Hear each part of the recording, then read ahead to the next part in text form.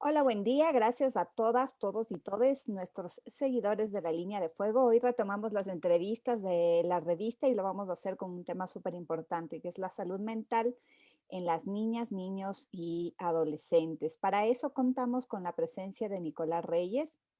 Él es psicólogo clínico y docente universitario. Y por supuesto nos acompaña como nuestro compañero de la línea de fuego, Jorge Basilago. En una semana, Nico, o máximo 2 semanas, culminan las clases escolares en el régimen cierre.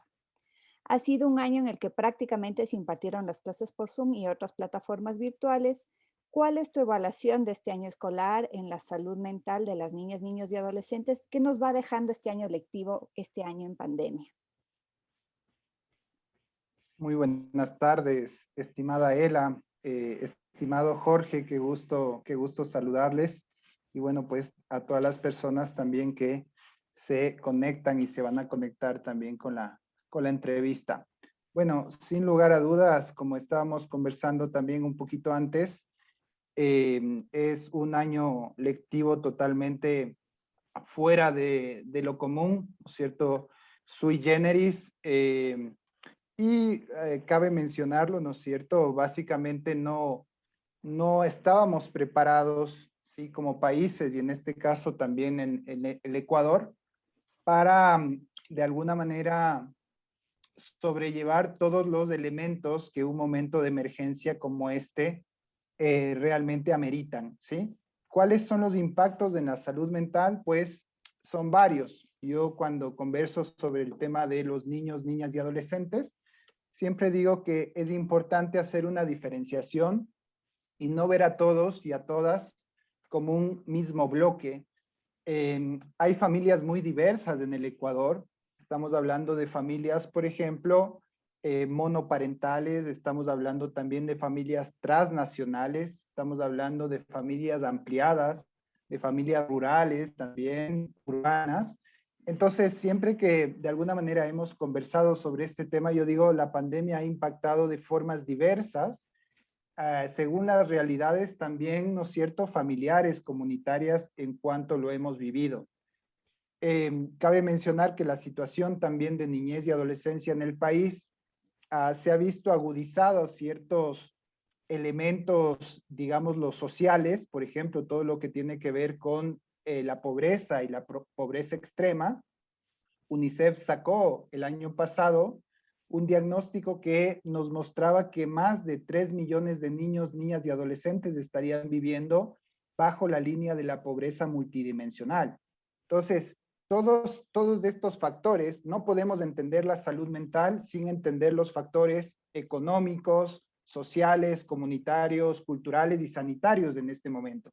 Entonces, la economía, más los procesos de virtualidad en la educación, más de alguna manera también la preocupación que tienen los niños por el COVID-19, ha afectado su salud mental y bueno, más adelante lo podemos ir desglosando, pero les ha afectado en cuanto a un mayor miedo, ¿no es cierto?, sobre lo que están viviendo, mayor angustia también, y algo que en psicología, en las disciplinas de la salud mental, se conoce también como estrés postraumático, es decir, todos hemos vivido un trauma que es el COVID-19 y estamos viviendo en este momento las repercusiones. Entonces, a tu pregunta, Ela, la salud mental de los niños, niñas y adolescentes se ha visto muy afectada por la pandemia del COVID-19. Con esto quisiera empezar.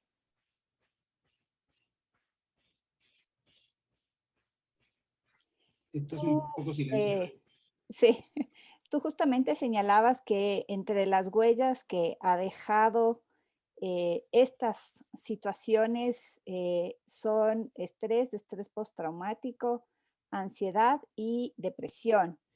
Em, en el caso de los niños, se manifiestan, digamos, ¿tienes uno, tienes todos o están todos relacionados de alguna manera estos efectos? Perfecto.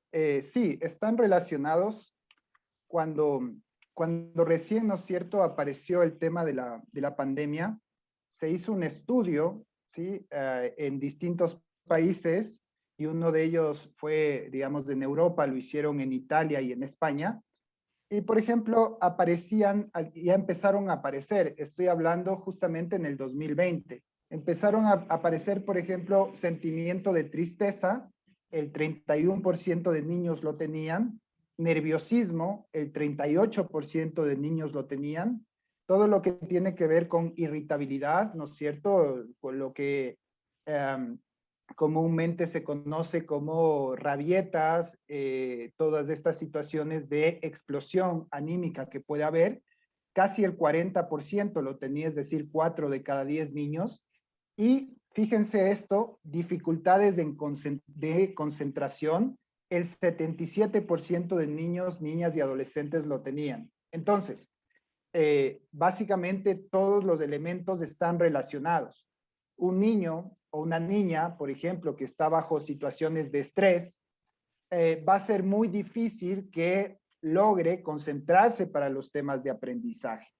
Entonces, es por esta situación que la bibliografía especializada en estos temas nos habla que cuando hay situaciones de emergencia, con experiencias de emergencias previas, la educación, por ejemplo, tiene que basarse mucho en el acompañamiento psicoemocional de los niños y no tanto todos los temas que conocemos de la educación tradicional como tareas o los mal llamados deberes, evaluaciones, educación memorística, etcétera.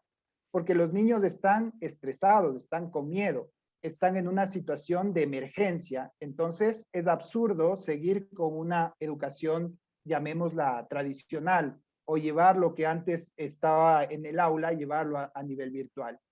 Entonces, Ela, sobre tu pregunta, básicamente todos estos componentes están relacionados, todo lo que tiene que ver con el sentimiento de tristeza, nerviosismo, irritabilidad y también la dificultad de concentración, que eso ya se lo pudo evidenciar, insisto, en estas tomas que hicieron el Sistema de Naciones Unidas en distintos países.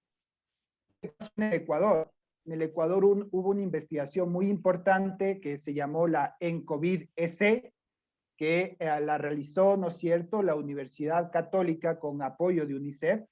Y allí, por ejemplo, cuando se hablaba de los niños que se han sentido tristes o sin ánimos, hay también algunas diferencias socioeconómicas. Con esto que yo decía que el tema de la economía también tiene que ver con la salud mental.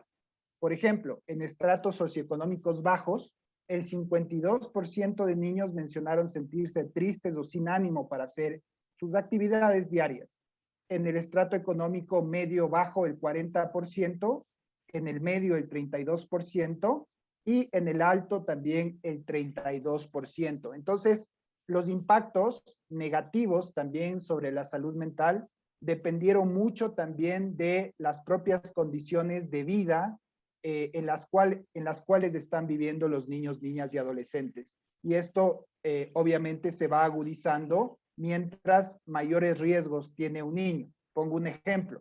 No es lo mismo haber atravesado la educación virtual teniendo una computadora para uso exclusivo del niño con buena conectividad, con buen internet, y en una institución educativa que de alguna manera flexibilizaron su pedagogía para llevar una buena educación virtual a un niño que, por ejemplo, no tiene computadora, no tiene internet, no tiene celular, y que la única forma, ¿no es cierto?, de acceder a los contenidos educativos era, no sé, yéndose 3 horas a algún lugar, ¿no es cierto?, o con las fichas pedagógicas que también el Ministerio de Educación difundió. No es lo mismo, ¿no? No es lo mismo ese niño que de alguna manera estaba con todas las condiciones adecuadas familiarmente, tecnológicamente, de infraestructura, del niño que no tenía ninguna condición para poder enfrentar este tipo de situación. Entonces, efectivamente, todos estos elementos están relacionados. Si me permitís, Ela, me gustaría Claro.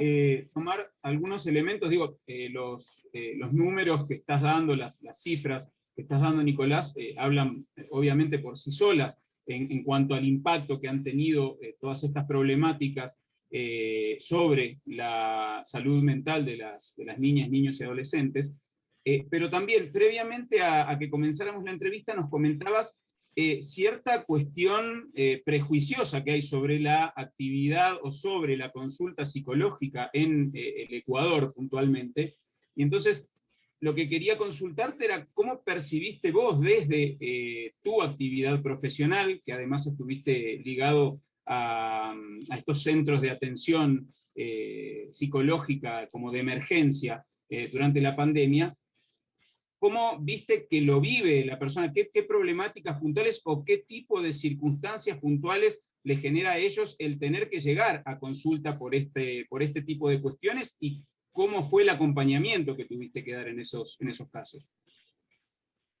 Perfecto, Jorge. Muy, muy interesante tu pregunta.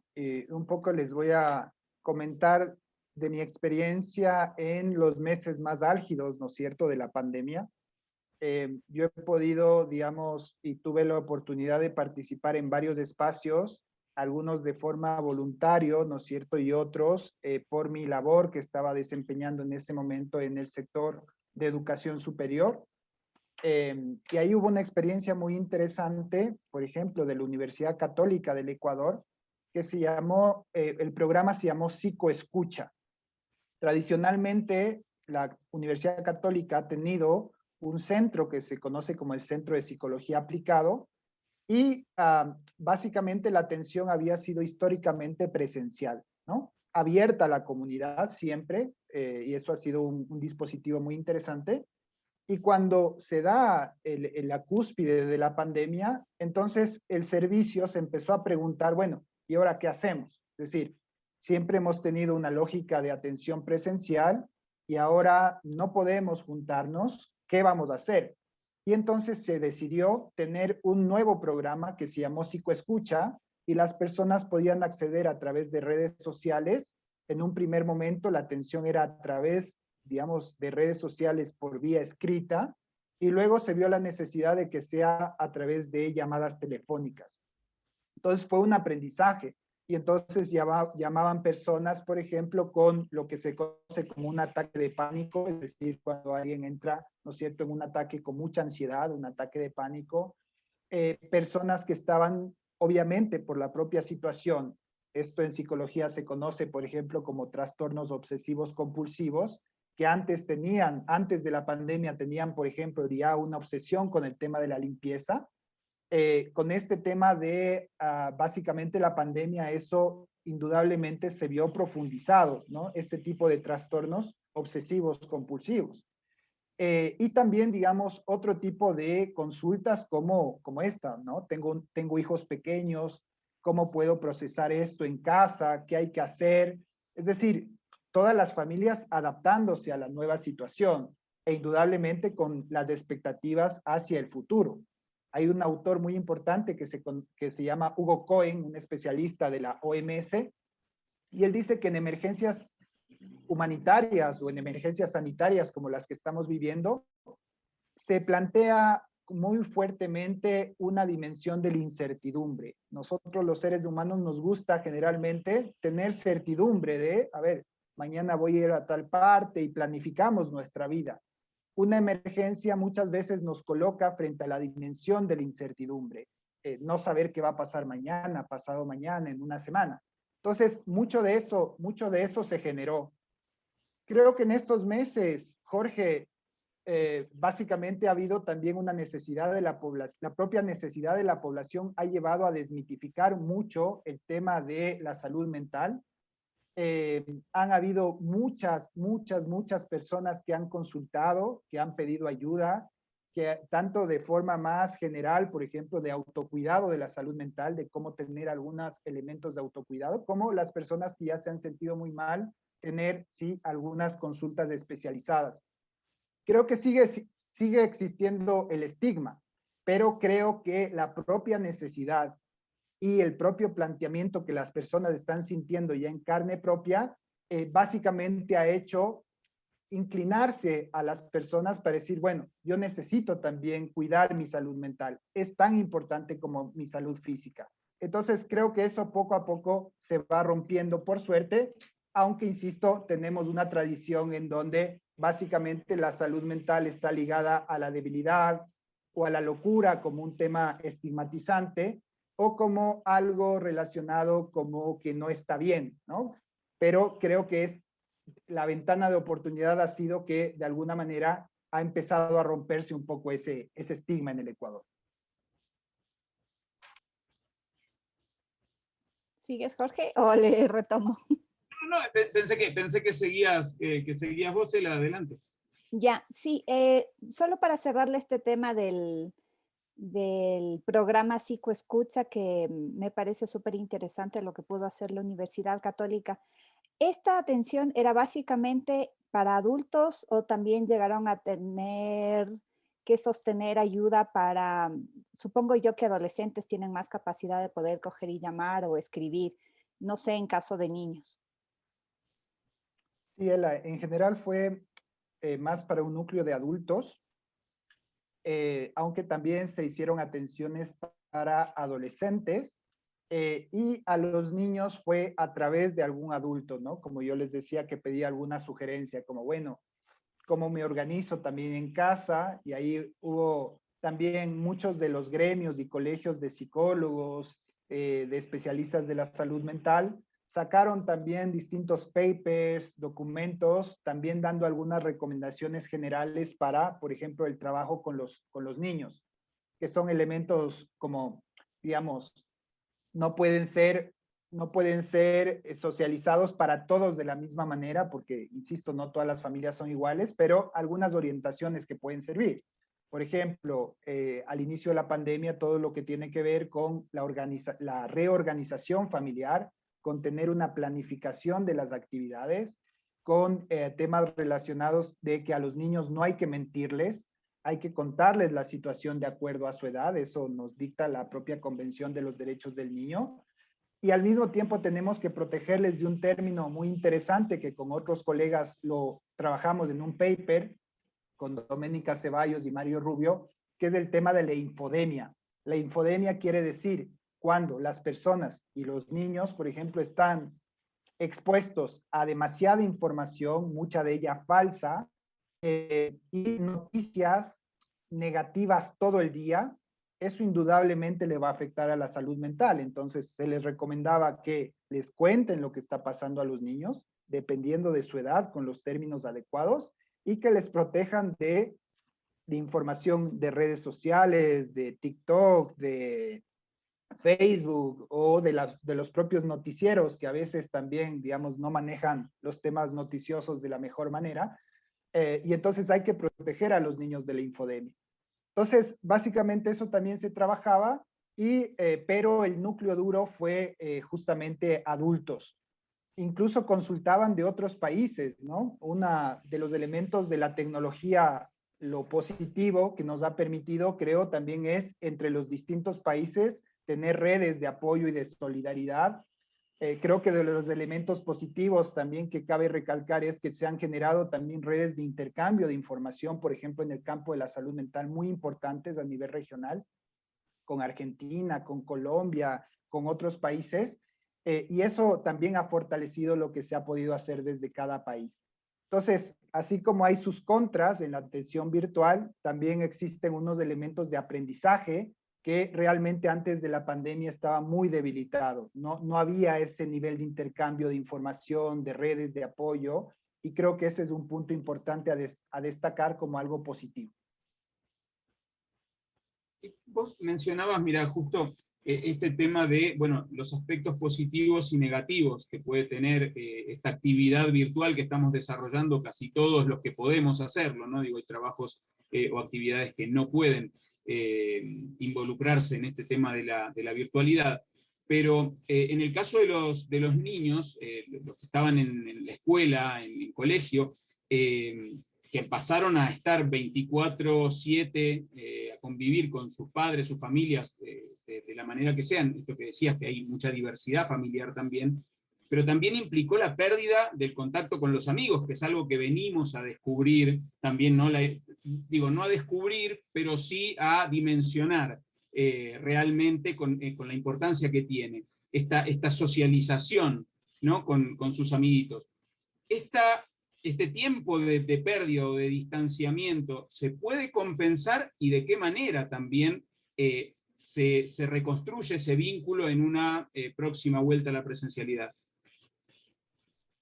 Súper importante, Jorge, lo que mencionas, ¿no? Solamente en los datos que yo les daba, y esto se articula con tu pregunta, básicamente en la encuesta que les decía que realizó la Universidad Católica, ¿no es cierto?, con apoyo de UNICEF, cuando se hablaba de qué tipos de elementos, ¿no es cierto?, de sensaciones han tenido los niños, niñas y adolescentes en esta pandemia. Por ejemplo, en esa encuesta apareció que se habían sentido tristes el 37%, agresivos el 31%, con nuevos miedos, lo establece la encuesta, un 27%, comer en exceso un 26%, se despierta en las noches asustado un 24%, dolor de cabeza, cefaleas un 22%, o dejó de comer un 14% y pesadillas un 12%. Acá, en psicología, podemos hablar de estos como síntomas, ¿no es cierto?, de que algo está pasando. Por ejemplo, un niño cuando está con algún problema a nivel emocional, no es como el adulto que te dice, bueno, ¿sabes qué? Hace 2 semanas tuve este problema y estoy preocupado y me está pasando esto. No, el niño lo empieza y en psicología se conoce este término, a psicosomatizar, es decir, lo lleva al cuerpo. Y entonces probablemente el niño o la niña empieza a tener problemas de enuresis, que es básicamente, ¿no es cierto?, mojar la cama o no alcanzar a ir al baño, ¿no es cierto?, y hacerse pis, por ejemplo, en espacios públicos, etcétera. O este tipo de factores que empiezan, ¿no es cierto?, a tener. Indudablemente todo esto está relacionado al cambio brusco que tuvieron, ¿no? Cuando se les preguntó en varias encuestas a los niños qué era lo que más extrañaban del colegio, de la escuela, muchos respondían estar con mis amigos, o te respondían la hora de recreo, ¿sí? Es, digamos, la parte fuerte que muchas veces no lo vemos en educación, no es tanto el tema de los contenidos. Los contenidos se los puede ir viendo y son sumamente importantes, pero los niños no solo aprenden en la relación docente-estudiante, los niños aprenden en la relación niño-niño, niño-adolescente, en la relación entre pares, y esto es precisamente el vacío que tuvieron. Eso va a tener un costo, ¿no? Nos va a pasar factura, como decimos nosotros, estos momentos de no socialización. En niños y también en adolescentes. Recordemos que en la adolescencia, digamos, la persona empieza de alguna manera a alejarse un poco de su núcleo familiar y la relación, la socialización con sus pares se vuelve fundamental, se vuelve central para la construcción identitaria. Entonces, seguramente las familias han tenido muchos encontrones, muchas tensiones, por ejemplo, con los estudiantes, con los adolescentes, que dicen, mira, yo ya quiero salir, o sea, ya he pasado 3 meses de encerrado, yo ya quiero salir y quiero irme a ciclear con mis panas, como se dice acá coloquialmente. Entonces sí va a tener un costo y los propios niños y adolescentes están presionando también a sus familias para que les dejen ver. Yo he visto muchas familias que han optado por eso, cuando se han relajado un poco las medidas digamos, de confinamiento, etcétera, con todas las medidas de bioseguridad, muchos optan por tener salidas pequeñas de grupos de 3, de 4, se van de caminatas al parque, al bosque, en pequeñas reuniones, porque los niños y los adolescentes lo necesitan. Entonces, sí va a tener un costo, Jorge, y las propias familias se están adaptando para poder cumplir con las expectativas también de los niños y adolescentes, porque la socialización es parte sustancial no solo del aprendizaje, sino de la construcción identitaria y subjetiva de las personas. La escuela por eso tiene tanta importancia, porque el niño deja de socializar solamente con sus padres o con su familia y empieza a socializar con otros que le enseñan nuevas realidades. Entonces, esperemos que poco a poco esto se vaya solucionando porque los niños necesitan sí o sí socializar con sus pares. Nicolás, tú mencionaste que uno de los elementos fundamentales a nivel de la escolaridad era el acompañamiento psicoemocional de los niños. Y que no se ha entendido que estamos en una emergencia. Bueno, yo desde una experiencia muy personal te puedo decir que efectivamente no se ha entendido que estamos en una emergencia y la prioridad siempre fueron las tareas. Em, ¿Cómo debería haber sido ese acompañamiento psicoemocional? Digo, debería haber sido porque están terminando los del ciclo Sierra, pero quizás los del ciclo Costa, que empezaron hace poco, puedan tener esa oportunidad de pensar mejor cómo están planteándose este año lectivo. Gracias, Ela, por la pregunta. A ver, quizás desde acá, y un poco les comento, antes les estaba haciendo así como un recuento de algunos elementos de dispositivos de la salud mental en los cuales trabajé en el pico de la emergencia. En este momento estoy, digamos, y tengo la oportunidad de poder acompañar el trabajo de UNESCO acá en Quito. Em, y he revisado mucha documentación, así como de UNESCO regional y también nacional. Y desde el inicio de la pandemia, por ejemplo, UNESCO recomendó esto, ¿no? Es decir, que tomen en cuenta que el eje de aporte y de soporte psicosocial es fundamental dentro de el cambio curricular que hay que hacer, ¿no? Todos sabemos que los países, los sistemas educativos tienen currículum nacionales que luego, ¿sí?, van filtrando hacia las instituciones educativas. Entonces, básicamente lo que hicieron muchos países de la región se conoció como un proceso de readaptación del currículum nacional y tener algo que se conoce como un currículum priorizado. Bajarle mucho al tema de contenidos, sabiendo que luego hay que hacer procesos de nivelación, eso va a tocar ya en los años posteriores, o desde ahora ir haciendo procesos de nivelación, pero que lo importante era que los niños y niñas y adolescentes estén bien, que se sientan bien, que logren procesar lo que les está pasando, que logren procesar lo que le está pasando al mundo, a la región, etc. Entonces se conoció como priorización del currículo.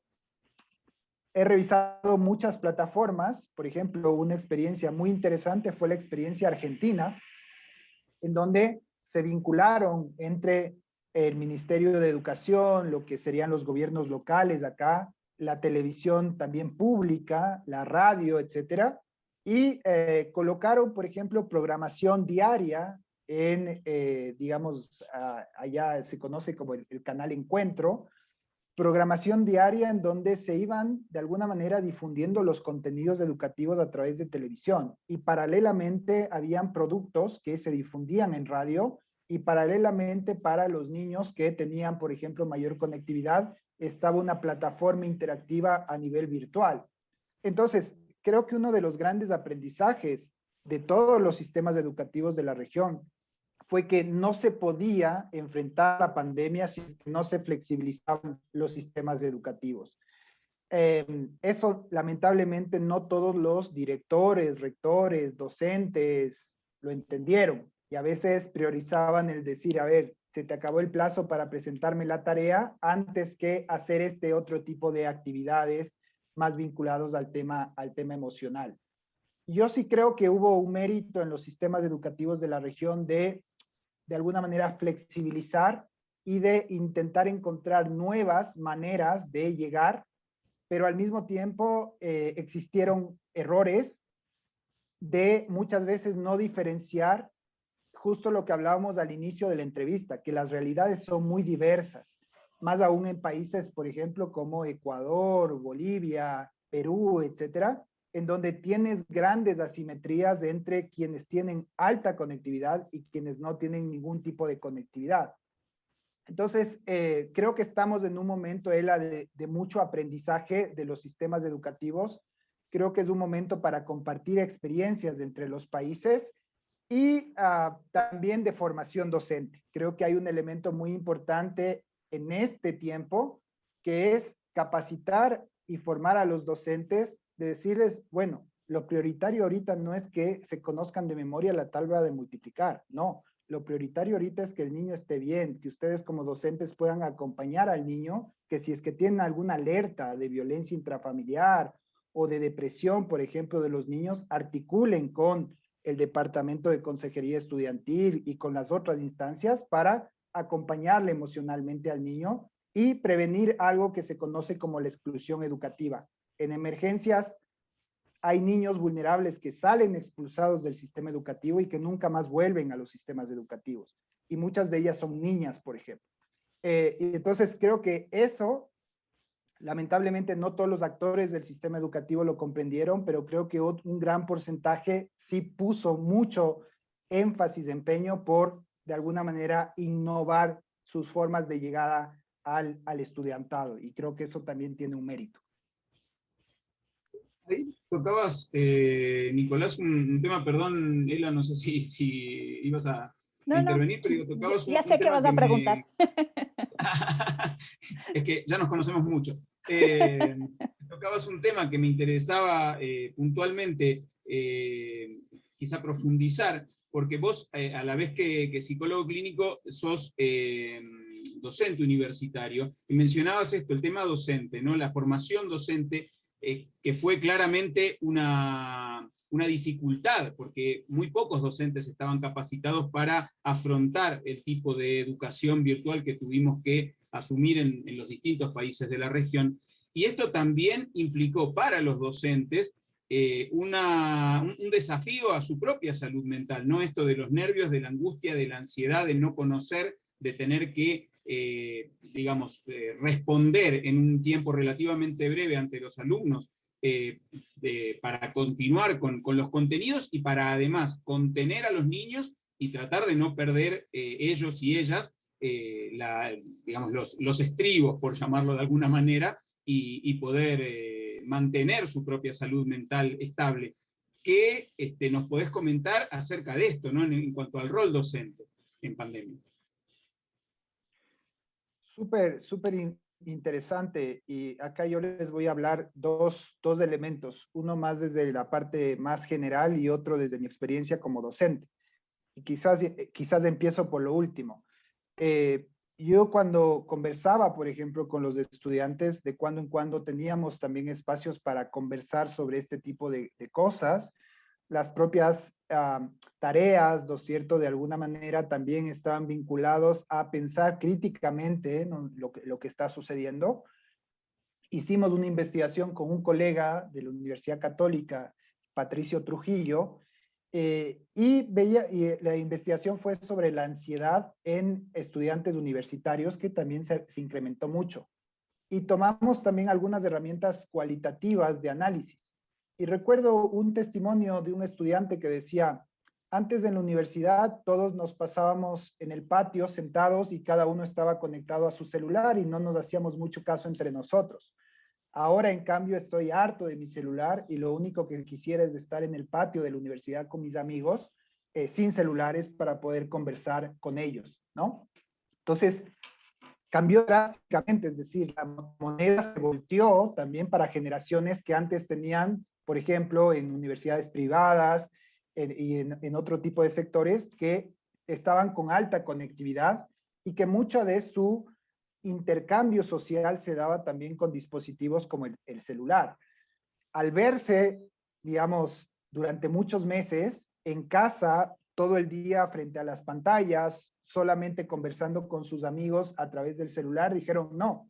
O sea, lo que teníamos antes no nos habíamos dado cuenta, lo que teníamos, y queremos volver a eso. También hubo una suerte de nostalgia de lo que se llamó, entre comillas, la normalidad anterior.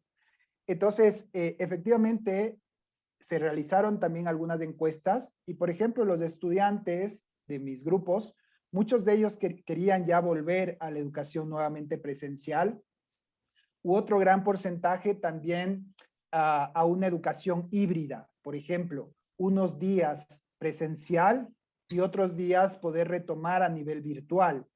Y entonces lo que plantean las nuevas generaciones es una renovación total del sistema educativo. Había muchos que planteaban que ya estaban agotados de que todo sea por educación virtual. Entendían la situación, pero decían: es muy cansado escuchar 3, 4, 5 profesores con clases de una hora, 2 horas, dando clases virtuales. Nuestra mente se va para otro lado, además tomando en cuenta que son generaciones multitasking, que tienen la compu, la tele, el celular y otras dispositivos conectados al mismo tiempo. Muchos también hubo, Jorge, y él, una brecha, me parece, generacional. Es decir, habían docentes que al día siguiente de comenzada la pandemia se conectaban al Zoom, al Teams, tenían acciones, ¿no es cierto?, virtuales, pedagógicas, herramientas pedagógicas para tratar la virtualidad. Otros docentes, quizás muchos de ellos mayores también, que habían seguido una docencia tradicional, llegaron a sus casas y necesitaron una curva de aprendizaje para decir, bueno, ¿cómo hago el aula virtual? ¿Cómo me meto a Zoom? ¿Cómo puedo tener herramientas pedagógicas a nivel virtual? Entonces, hubo mucha angustia también en docentes que no sabían manejar, por ejemplo, la educación virtual, porque son dos campos distintos. Y el Ecuador no tenía una tradición de educación virtual muy grande. Esto, uno de los lados positivos, es que motivó a todas las universidades a tener plataformas, formación a los docentes para educación virtual, y de alguna manera repotenció también esto que el Ecuador se había quedado bastante atrás en relación a otros países. Pensé que Jorge te iba a preguntar sobre la expulsión educativa, que también lo comentaste, y según datos que teníamos en la línea de fuego, 40.270 alumnos se registraron, menos se registraron en el régimen Sierra 2020-2021.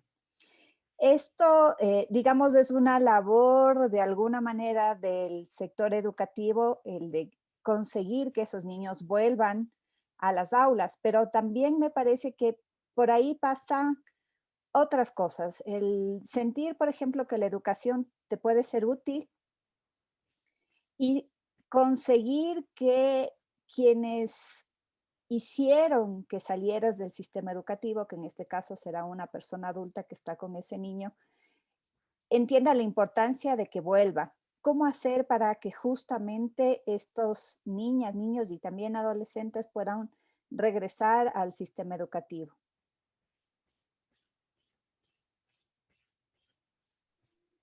Perfecto. Sí, los datos todavía se están actualizando. Según declaraciones oficiales, ¿no es cierto? He podido también escuchar, ¿sí?, por parte de las nuevas autoridades del sector educativo, que justamente lo que van a hacer durante estas semanas, estos meses, es una reactualización a nivel territorial para tener una data más pulida de qué es lo que está pasando a nivel nacional con el tema de la exclusión educativa, porque hay muchos datos que difieren. Hay un dato que de alguna manera tiene mayor, ¿no es cierto?, validez, era antes de la pandemia, que nos hablaba de 268,000 niños, niñas y adolescentes que estaban fuera del sistema educativo antes de la pandemia. Bueno, sí, acá podríamos también quedarnos horas conversando esto. Si vemos, si hacemos un recuento de los últimos 30 años, el Ecuador ha mejorado en los últimos 30 años muchísimo la tasa de matriculación, etcétera, etcétera, pero hay un núcleo de 268,000 niños que estaban fuera del sistema educativo antes de la pandemia.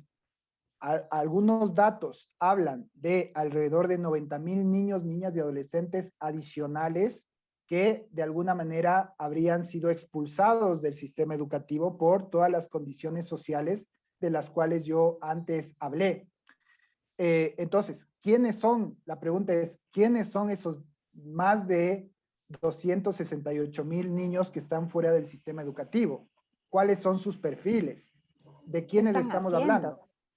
Y son básicamente en los estudios previos que han realizado organizaciones como UNICEF o el Observatorio Social u otras organizaciones. Son niños, por ejemplo, que están en situación de trabajo infantil o de mendicidad. Son niños, por ejemplo, migrantes que están llegando de países con vecinos como Venezuela, Colombia. Son niñas, ¿no es cierto?, que están en situaciones de vulnerabilidad o de violencia.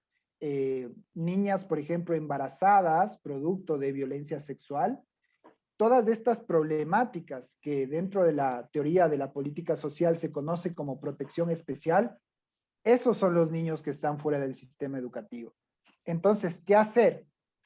Aquí hay varios elementos. Por ejemplo, desde UNESCO se está trabajando mucho en el concepto de inclusión educativa que implica varios elementos. El primero es flexibilizar las normativas nacionales para poder incluir a todos los niños, niñas y adolescentes sin importar su condición, nacionalidad, origen ni nada, porque hay países que tienen muchas restricciones a eso. El Ecuador, por suerte, tenemos una constitución de alguna manera garantista de derechos, la ley orgánica de educación también, y bueno, también generalmente hay también reglamentos, ¿no es cierto?, y acuerdos ministeriales que esto está de alguna manera solventado, pero es la parte normativa. A veces el papel puede aguantar mucho, pero en la parte de concreción es donde se dificulta. ¿Qué otra cuestión hacer? Bueno, pues básico, el tema de mayor inversión educativa. Eso se lo logra. Muchas veces se dice, no, pero es que ya el presupuesto educativo es un montón. UNESCO, digamos, siempre lo que pide es a los estados que pueda ir progresivamente incrementando el presupuesto educativo. ¿Y de dónde puede sacar? Bueno, pues los países muchas veces pierden el 10% de su PIB en temas de corrupción o de evasión y elusión fiscal. Ahí está mucho del dinero que se podría invertir en el tema educativo. ¿Qué más hacer? Tiene que ver, ¿no es cierto?, con generar lo que se conoce como programas de inclusión educativa, de acompañamiento, y implica un acompañamiento integral a la familia. Por ejemplo, un niño que está en situación de trabajo infantil.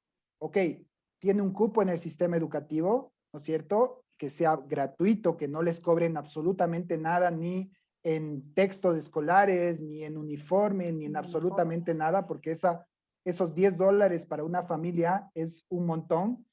Entonces, tener el cupo, pero al mismo tiempo hay que tener políticas de inclusión económica para esa familia, ¿no? Para que luego, después de 3 meses, de 4 meses, no le saquen nuevamente al niño del sistema educativo, sino que haya una política integral de acompañamiento a la familia.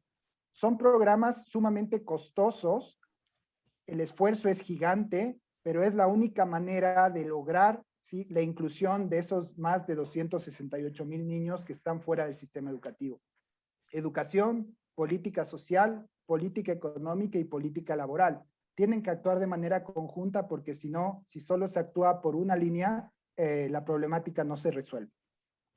En estas cifras está tal vez categorizado por género, para saber si son quizás más las niñas las que han dejado el sistema escolar o es como parejo.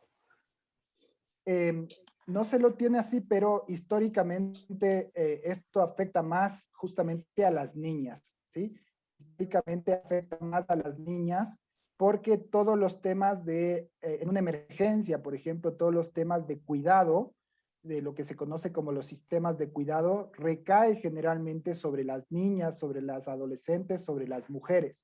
Entonces, generalmente en este tipo de momentos, quienes tienen mayor vulnerabilidad de quedar fuera del sistema educativo son las niñas y las adolescentes. Varias organizaciones hablan también y han registrado que cuando hay algún tipo de emergencia, los servicios educativos son los primeros en suspenderse y los últimos en reactivarse.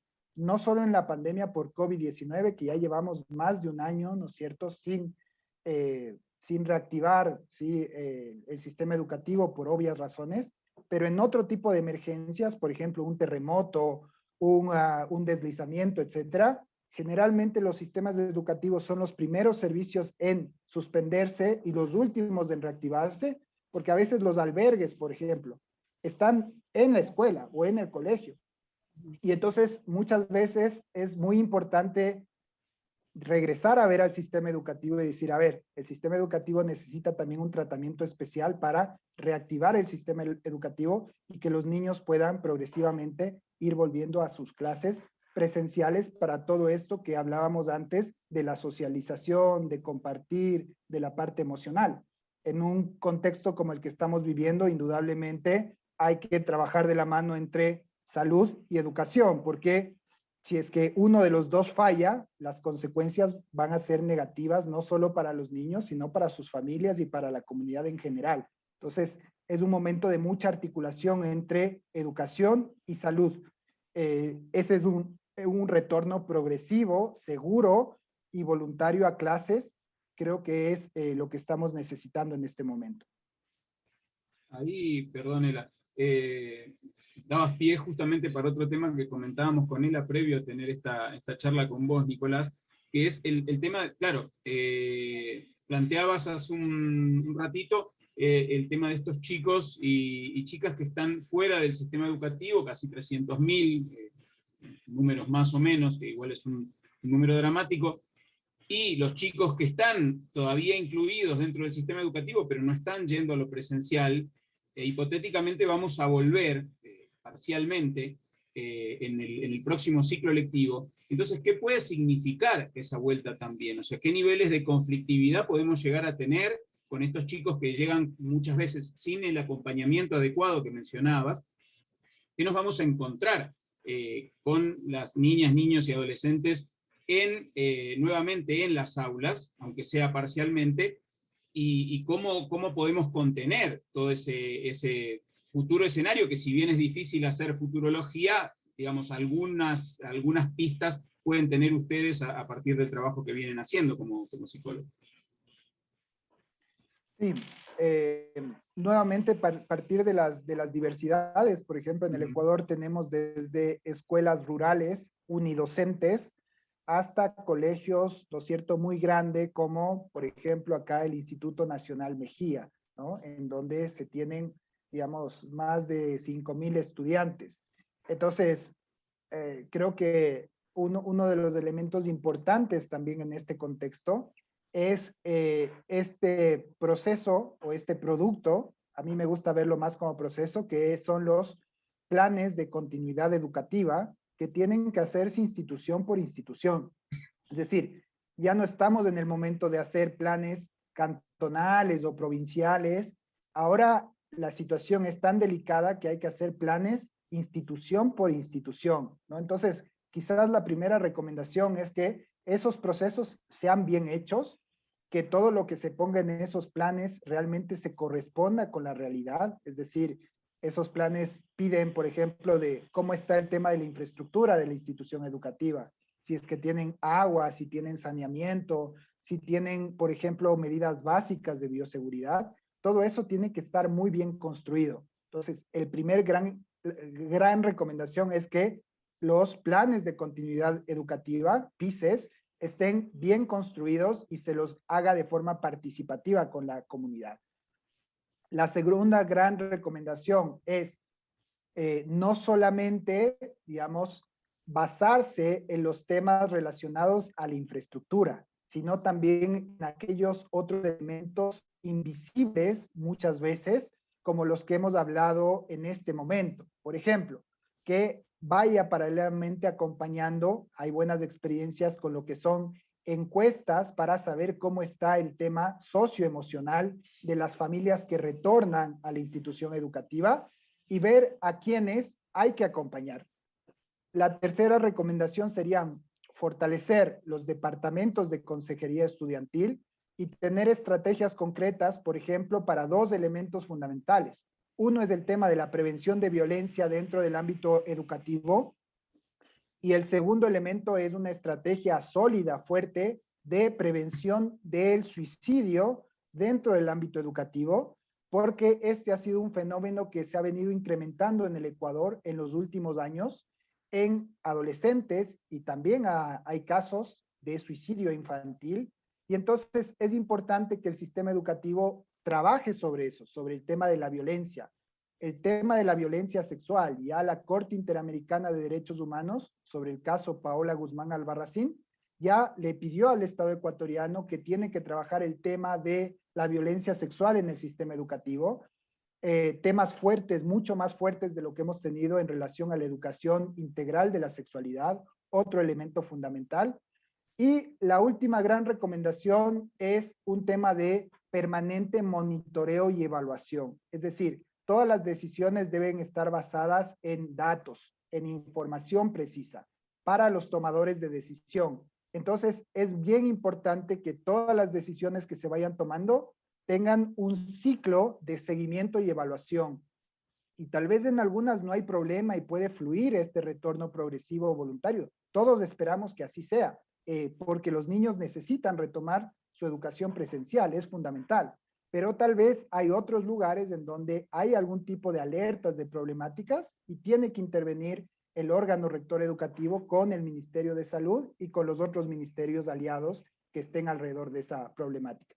Esas serían mis recomendaciones para el retorno progresivo a clases, que, insisto, tiene que darse en algún momento y es fundamental que se dé de la mejor manera para no exponer a ninguna persona, a ningún niño y peor aún tampoco a las familias y comunidades que están también cerca de esos niños.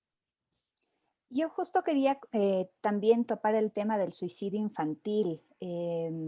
De la información, digamos, que logré recopilar, tenemos 2 casos concretos, uno fue en Riobamba y otro fue en Tulcán, un niño de 9 años y una niña de 9 años. ¿Estos son de alguna manera los costos a los que tú te referías de toda esta situación en pandemia o no deberían ser estos los costos? No, de ninguna manera, ¿no? No deberían ser los costos porque estamos hablando, ¿no es cierto?, de vidas humanas. El problema del suicidio en el Ecuador es un problema además no reciente, sino ya viene arrastrándose algunos años. Recordemos que la propia Organización Mundial de la Salud hace ya algunos años pidió tratar el tema del suicidio como una alerta de salud pública. Y en el Ecuador, desde el año 2014 hasta la actualidad, han muerto por suicidio más de 7,000 personas. ¿Sí? Estamos hablando de unas cifras espeluznantes, unas cifras que realmente nos piden reflexionar como sociedad y sobre todo también a las instituciones rectoras en esta materia, de ver qué más pueden hacer. Entonces, efectivamente, la OMS también, cuando salió este tema de la pandemia, alertó a los países que ya tenían índices de suicidio alto que esos índices se podían agravar. Indudablemente, por lo que yo les dije antes, el tema de la salud mental no es un tema solamente individual, es un tema que tiene que ver también con la estructura, con la sociedad, con la economía, con la estabilidad que pueda, con la cohesión social, con la estabilidad que pueda tener una sociedad. Entonces, ese es uno de los grandes temas urgentes, una estrategia para prevenir el suicidio adolescente, juvenil y bueno, de todas las edades indudablemente, pero creo que aquí hay mucho por hacer. Hay grandes experiencias para prevenir esto, es decir, es una problemática que se puede prevenir, esas muertes son prevenibles. Y eso pasa por tener un sistema de detección temprana, eso pasa por fortalecer el rol de los psicólogos dentro de todas las instituciones del sector social, y eso pasa por indudablemente también ampliar la inversión en salud mental. Solo les doy un dato. En países de renta media o de renta baja, Ecuador en este momento es un país de renta media, del total de presupuesto de salud, solamente se invierte el 2% en salud mental, siendo que los temas relacionados con la salud mental, con el comportamental y todo lo que tiene que ver con lo emocional, representa alrededor, en algunos países, entre el 35 y el 40% de las distintas afectaciones de la sociedad. Es decir, tenemos el 40% de afectaciones de la sociedad relacionadas con el tema de la salud mental, pero solamente tenemos el 2% del presupuesto de salud destinado para atender este tipo de problemáticas. Entonces, pasa por también fortalecer el tema de inversión en servicios especializados. Muchas veces se les atiende a las personas después de con una brecha de muchísimos días después de su primera atención, o se les atiende muy poco tiempo en los servicios públicos, o a veces, ¿no es cierto?, son escasos los profesionales de ese para atender a toda la población estudiantil. Entonces pasa también por talento humano. No podemos seguir sosteniendo el tema de la salud mental a través de voluntariado. Nosotros siempre hemos puesto la mejor voluntad, pero hay un momento en donde hay que institucionalizar justamente los temas relacionados con talento humano, inversión, servicios de calidad, porque caso contrario no se puede de alguna manera sostener toda la problemática social por medio del voluntariado o de la buena voluntad de los especialistas. Muchas gracias, Nico. Yo solamente tengo una pregunta más y es, tú nos decías cuáles eran como las nuevas preocupaciones de las niñas, los niños y los adolescentes, ¿no? Que eran la muerte, el temor a la enfermedad, el no tener que comer, el sacar malas notas. ¿Cuáles eran las preocupaciones que tenían este sector de la población antes de la pandemia? Bueno, antes de la pandemia, ¿no es cierto? Eran obviamente otro tipo de preocupaciones, ¿no? Preocupaciones mucho más relacionadas también con su cotidianidad. También ahí siempre ha habido diferencias de las propias condiciones vitales que pueda estar también experimentando el niño. Yo cuando revisaba esas encuestas, que muchas de ellas, ¿no es cierto?, luego se puso una mirada histórica, me llamaba mucho la atención, por ejemplo, que había una preocupación en determinado mes, no me acuerdo en este momento el mes, pero preocupación de los niños por dos temas, porque se acabe la comida, la preocupación que se acabe la comida en la casa, y la otra preocupación vinculada a que sus padres no tengan empleo o pierdan el empleo. Es decir, así como los adultos tienen preocupaciones también de índole económica, ¿no es cierto?, de la situación, los niños y niñas también están sintiendo eso, ¿no? Entonces, eso se ha agudizado. Antes de la pandemia, realmente no hubo un levantamiento de información que nos dé cuenta de todas las preocupaciones preexistentes con la misma encuesta que la que estoy hablando, pero existieron otros procesos, ¿no? Y habían preocupaciones relacionadas con el tema educativo, con el tema de la recreación, con el tema de la salud. Me acuerdo que el movimiento, por ejemplo, de niñez y adolescencia levantó una encuesta y había también preocupaciones sobre los temas de salud y también preocupaciones sobre el espacio público, la seguridad.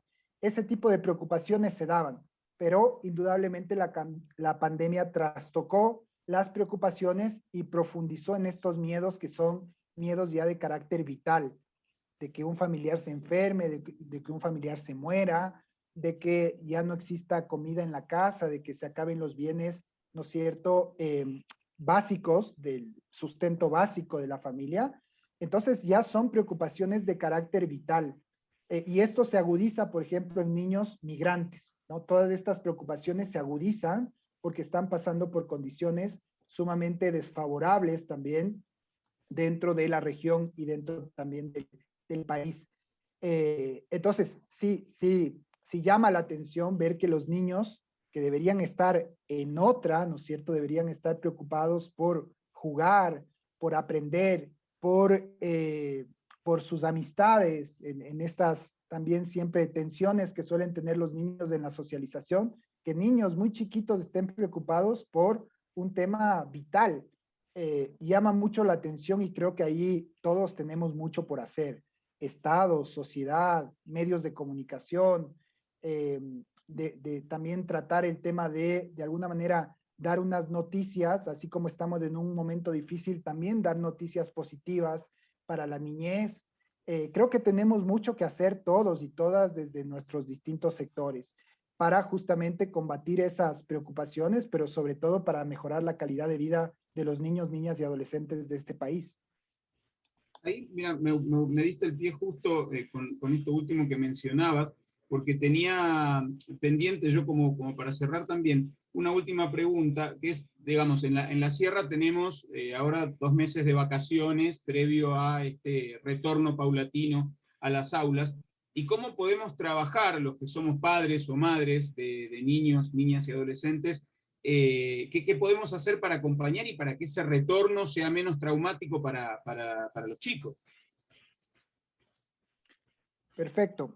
Yo también ahí voy cerrando porque creo que el tiempo también se nos va agotando, pero Sí.